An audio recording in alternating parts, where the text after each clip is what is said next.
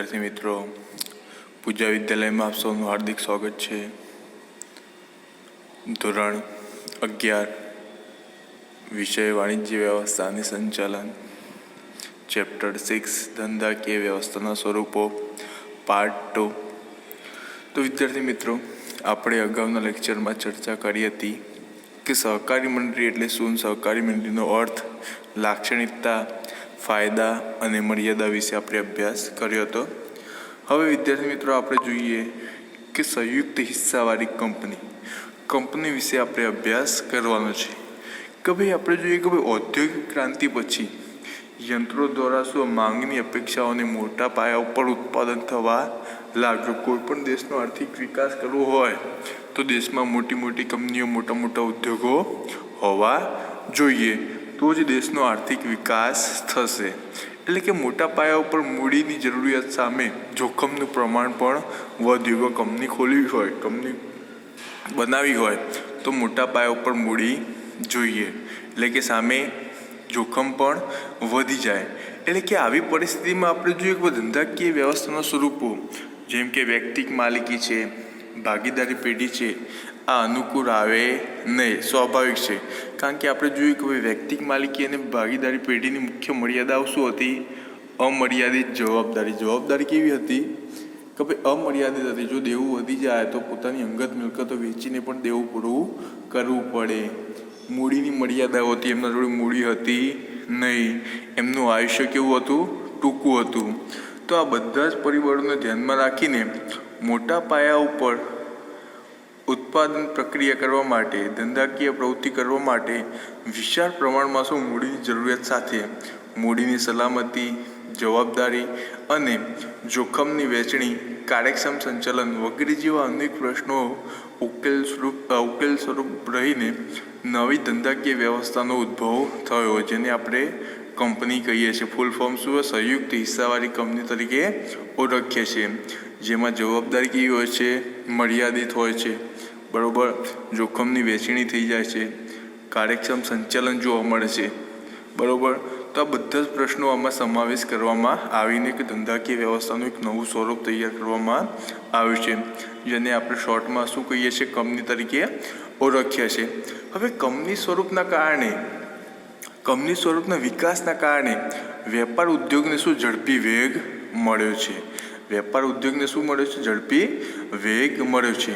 આથી કંપનીને આર્થિક વિકાસના એન્જિન તરીકે પણ ઓળખવામાં આવે છે। કંપનીને શેના તરીકે ઓળખવામાં આવે છે? આર્થિક વિકાસના એન્જિન તરીકે પણ ઓળખવામાં આવે છે। તો આમ ભારતમાં કંપનીની ઉપર નિયમન માટે 1956નો જે કંપની ધારો અમલમાં હતો, પહેલાં 1956નો જે કંપની ધારો હતો એ મુજબ કંપનીની સ્થાપના કરવામાં આવતી હતી। હવે 1/4/2014થી 2013નો કંપની ધારો અમલમાં આવેલો છે કે ભાઈ 2013ના કંપની ધારા મુજબ હવે કંપનીની સ્થાપના થશે। વિદ્યાર્થી મિત્રો, એક માર્કના સવાલમાં પૂછી શકાય કે ભાઈ એ 2013નો કંપની ધારો ક્યારે અમલમાં આવ્યો? તો 1/4/2014ના રોજ 2013નો કંપની ધારો અમલમાં આવ્યો। અત્યારે કયો કંપની ધારો અમલમાં છે વાસ્તવમાં? તો 2013નો કંપની ધારો અત્યારે અમલમાં છે। હવે વિદ્યાર્થી મિત્રો, આપણે જોઈએ કંપનીનો અર્થ અને વ્યાખ્યા કે ભાઈ કંપની એ સમાન હેતુઓ માટે કાયદાથી અસ્તિત્વમાં આવતી એક કેવી વ્યક્તિ છે? કૃત્રિમ વ્યક્તિ છે, કે કાયદાથી અસ્તિત્વમાં આવતી એક કૃત્રિમ વ્યક્તિ છે। એટલે કે કાયદાની દ્રષ્ટિએ કંપની એ કૃત્રિમ, અદ્રશ્ય અને અમૂર્ત વ્યક્તિ છે। આપણે જોઈએ કે ભાઈ 2013ના કંપની ધારામાં જણાવ્યા મુજબ કંપની એટલે શું? કંપનીની વ્યાખ્યા વિદ્યાર્થી મિત્રો સિમ્પલ છે, જોઈ લઈએ કે કંપની એટલે શું। કે ભાઈ 2013ના કંપની ધારા મુજબ જણાવ્યા મુજબ કંપની એટલે કે આ કાયદા હેઠળ, એટલે કે 2013ના કાયદા હેઠળ અથવા અગાઉના કાયદા હેઠળ, અગાઉના કોઈ પણ કાયદા હેઠળ સ્થપાયેલી કંપની, એટલે કે કંપની અગાઉનો કયો કંપની ધારો અસ્તિત્વમાં હતો? 1956નો જે કંપની ધારો હતો એ અસ્તિત્વમાં હતો। એટલે કે આ કાયદા હેઠળ, એટલે કે 2013ના કાયદા હેઠળ અથવા અગાઉના કોઈ પણ કાયદા હેઠળ, એટલે કે 1956ના કાયદા હેઠળ કંપની ધારા મુજબ સ્થપાયેલી કંપની એટલે કે કંપની કહીએ છીએ। તો વ્યાખ્યા સ્પષ્ટ કરે છે કંપની એ શું? કાયદાનું સર્જન છે। કંપની એ શું છે? કાયદાનું સર્જન છે। હવે વિદ્યાર્થી મિત્રો આપણે જોઈ જઈએ કે ભાઈ કંપનીની લાક્ષણિકતાઓ। તો પહેલી લાક્ષણિકતા છે કાયદેસરનું વ્યક્તિત્વ। તો વિદ્યાર્થી મિત્રો કંપનીની નોંધણી થતાં કંપનીને શું અલગ કાનૂની વ્યક્તિત્વ પ્રાપ્ત થાય છે। અલગ જ એમને શું કાયદેસરનું અલગ વ્યક્તિત્વ પ્રાપ્ત થાય છે। એટલે કે કંપની પોતાના નામથી કોર્ટમાં કોઈની સામે દાવો માંડી શકે છે કે કંપની સાથે કોઈ પણ ફ્રોડ કરે તો કોઈ વ્યક્તિ સામે કંપની કોઈ દાવો માંડી શકે છે। કોઈ પણ વ્યક્તિ સાથે કાં તો કોઈ કંપની સાથે કરાર કરી શકે છે કે ભાઈ ખરીદ વેચાણનો કરાર કરવો હોય તો કંપની કોઈ પણ વ્યક્તિ જોડે, કોઈ પણ વેપારી જોડે કાં તો બીજી કોઈ કંપની જોડે વેપારી કરાર કરી શકે છે। અથવા કંપની સામે કોઈ કાયદેસરની કાર્યવાહી થઈ શકે છે કે કંપનીએ ફ્રોડ કર્યું, કંપની ગોટાળા કર્યા, કંપનીએ સારી વસ્તુ ના આપી તો કંપની સામે કોઈ કાર્યવાહી પણ થઈ શકે છે। એટલે કે કંપનીને શું અલગ કાયદેસરનું વ્યક્તિત્વ પ્રાપ્ત થયેલું હોય છે। એટલા માટે બીજું આપણે જોઈએ કાયમી અસ્તિત્વ, કે ભાઈ કાયદાથી કંપનીને શું અલગ અસ્તિત્વ પ્રાપ્ત થાય છે। એટલે કે કંપની તેના સભ્યોથી જો અલગ અસ્તિત્વ ધરાવતી હોવાથી સભ્યનું મૃત્યુ થાય તો પણ કંપનીને કોઈ આંચ આવતી નથી। કે 2-5 સભ્યો મરી જાય કે મૃત્યુ પામે તો પણ કઈ કંપનીને આંચ આવતી નથી। 3-4 સભ્યો નાદાર જાહેર થાય એવા પ્રસંગે આપણે શું કંપનીને કોઈ અસ્તિત્વને આંચ આવતી નથી। પરંતુ જ્યારે કંપની ફડચામાં જાય એટલે કે નુકસાન કરતી થાય, બરાબર, ફડચામાં જાય તેવી જ પરિસ્થિતિમાં શું કંપનીનો અંત આવી શકે છે। એના પછી વિદ્યાર્થી મિત્રો જોઈએ મૂડીના નાના હિસ્સામાં વિભાજન, કે ભાઈ કંપનીની મૂડીને શું નાના હિસ્સામાં વિભાજન કરવામાં આવે છે। એટલે કે આ દરેક હિસ્સાને શેર કહેવામાં આવે છે। કે ભાઈ જે વિભાજન કરે છે જાહેર જનતા જોડેથી પૈસા ઉઘરાવે છે ઇક્વિટી શેર બહાર પાડીને, બરાબર, એ નાના હિસ્સામાં વિભાજન કરવામાં આવે તો એ હિસ્સાને શું કહેવામાં આવે છે? શેર કહેવામાં આવે છે। કોઈ પણ કંપની છે કે ભાઈ શેર બહાર પાડીને કંપની શું વિશાળ પ્રમાણમાં શું મૂડી ભંડોળ એકઠું કરી શકે છે। કે ભાઈ મૂડીની જરૂરિયાત હોય કોઈ પણ કંપનીને તો ઇક્વિટી શેર, પ્રેફરન્સ શેર બહાર પાડીને કંપની શું મોટા પાયા ઉપર મોટા પ્રમાણમાં શું મૂડી ભંડોળ એકઠું કરી શકે છે। એટલે કે જે શેર ખરીદે, કંપની શેર બહાર પાડે અને જે શેર ખરીદે, બરાબર, તો શેર ખરીદનારને કંપનીનો શું કહેવામાં આવે છે? શેર હોલ્ડર કહેવામાં આવે છે।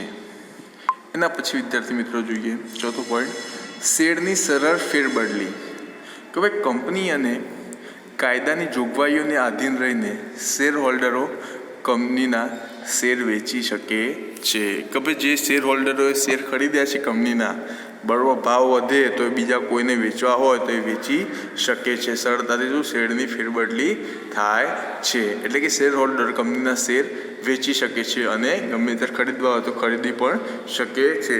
એટલે કે શેરની ફેરબદલી એ શું કંપનીનું મહત્વનું એક લક્ષણ છે। એના પછી આપણે 5મો પોઈન્ટ જોઈએ સામાન્ય મોહર। તો કંપની કોઈ પણ કરારો કરે, કોઈ કંપની જોડે કરે, કોઈ વ્યક્તિ જોડે કરારો કરે, શેર પ્રમાણપત્રો આપે, દસ્તાવેજો કરે કોઈ જોડે, બરાબર, રોજબરોજના વ્યવહારો કંપનીમાં થતા હોય તો એમાં સંમતિ દર્શાવવા માટે કંપનીની શું સામાન્ય મોહર લગાવવામાં આવે છે। કે ભાઈ એના વગર કોઈ પણ વસ્તુ કરી શકાતી નથી, કોઈ કરાર કરી શકાતો નથી, શેર પ્રમાણપત્રો આપી શકાતા નથી, કોઈ દસ્તાવેજ કરી શકાતો નથી। એટલે કે કંપનીની સામાન્ય મોહર લગાવવામાં આવે, સંમતિ આપવામાં આવે પછી જ માન્ય ગણવામાં આવતું હોય છે। એના પછી આપણે જોઈએ સંચાલન, કે ભાઈ કંપનીએ શું કૃત્રિમ વ્યક્તિ હોવાથી કંપનીના આવેદનપત્ર એટલે કે મેમોરેન્ડમ ઓફ એસોસિએશન અને નિયમનપત્ર, બરાબર, આર્ટિકલ ઓફ એસોસિએશન ને આધીન રહીને સંચાલન મંડળ શું કંપનીનું સંચાલન કરે છે। કે ભાઈ આવેદનપત્ર અને નિયમનપત્રના આધીન રહીને સંચાલન મંડળ શું કંપનીનું સંચાલન કરે છે। ભાઈ કંપનીના 2 અગત્યના દસ્તાવેજો છે કે ભાઈ આવેદનપત્ર અને નિયમનપત્ર, કે ભાઈ એના આધારરૂપ રહીને જ કંપની સંચાલકો કંપનીનું સંચાલન કરે છે। એટલે કે સંચાલક કોણ છૂટશે, સંચાલક કોણ બનશે, કોણ નક્કી કરશે? કે ભાઈ શેર હોલ્ડરો શું પોતાનામાંથી પ્રતિનિધિ તરીકે ચૂંટીને જે ચૂંટે એ સંચાલન કરશે. એટલે કે સંચાલકો સામૂહિક રીતે શું સંચાલન મંડળ તરીકે ઓળખાય છે, જે કંપનીનું શું સંચાલન સંભાળે છે. આમ કંપનીમાં આપણે જોઈએ કે કંપનીનો માલિક અને સંચાલન બંને અલગ અલગ હોય. જેમ કે આપણે વ્યક્તિગત માલિકમાં જોઈએ કે ભાઈ સંચાલન અને માલિકનું એક્ય જોવા મળે છે. જે સંચાલન કરે છે એ જ ધંધાકીય એકમનો આપણે જોઈએ કે વ્યક્તિગત માલિકીમાં માલિક હોય છે, પરંતુ કંપનીમાં અલગ અલગ હોય કે માલિક અલગ હોય અને સંચાલક છે એ અલગ હોય છે. એટલે કે બંને અલગ અલગ જોવા મળે છે. એના પછી 5મો પોઈન્ટ જોઈએ, સભ્યોનો દરજ્જો. કે ભાઈ કંપનીમાં સંચાલન અને માલિકી અલગ હોવા ઉપરાંત કંપનીને શું અલગ કાનૂની વ્યક્તિત્વ મળતું હોવાથી સભ્યો કંપની વતી કરાર કરી શકે નહીં. બરાબર, કંપની વતી કોઈ કરાર કરી શકે નહીં, કોઈ સભ્ય કંપની વતી કરાર કરી શકે નહીં. કાં તો સભ્યોના કોઈ કૃત્યથી કંપનીને બંધન કરતા બની શકે નહીં. કે કોઈ સભ્ય હોય આડું અવળું કંઈ કામ કરે, બરાબર, એના ઉપર એને જોખમથી કામ કરે, એ ફડચામાં જાય, કાં તો એ ગુનેગાર બને તો કંપનીને કોઈ આંચ આવતી નથી, કાં તો કંપની એમાં કોઈ ભાગીદાર હોતો નથી. પરંતુ સભ્ય કંપની સાથે કરાર કરી શકે છે. કંપની વતી કોઈ કરાર કરી શકતું નથી, પણ કંપની સભ્ય સાથે કરાર કરી શકે છે. એના પછી આપણે જોઈએ સભ્ય સંખ્યા. તો કંપનીમાં ઓછામાં ઓછી કેટલી સભ્ય સંખ્યા હોવી જોઈએ? એમાં પણ આપણે જોઈએ કંપની 2 પ્રકારની કંપનીઓ જોવા મળે છે. એક છે ખાનગી કંપની અને બીજી છે જાહેર કંપની. તો વિદ્યાર્થી મિત્રો, ખાનગી કંપની હોય તો ઓછામાં ઓછા આપણા જોડે 2 સભ્યો તો હોવા જ જોઈએ. ઓછામાં ઓછા આપણા જોડે કેટલા સભ્યો હોવા જોઈએ? 2 સભ્યો હોવા જોઈએ. વધુમાં વધુ સભ્ય સંખ્યા ઉપર 200 હોવી જોઈએ. કે ભાઈ વધુમાં વધુ 200 સભ્ય સંખ્યાની મર્યાદા છે. કઈ કંપનીમાં? તો ખાનગી કંપનીમાં. તો ખાનગી કંપનીમાં ઓછામાં ઓછા 2 અને વધુમાં વધુ 200 સભ્ય સંખ્યા હોવી જોઈએ.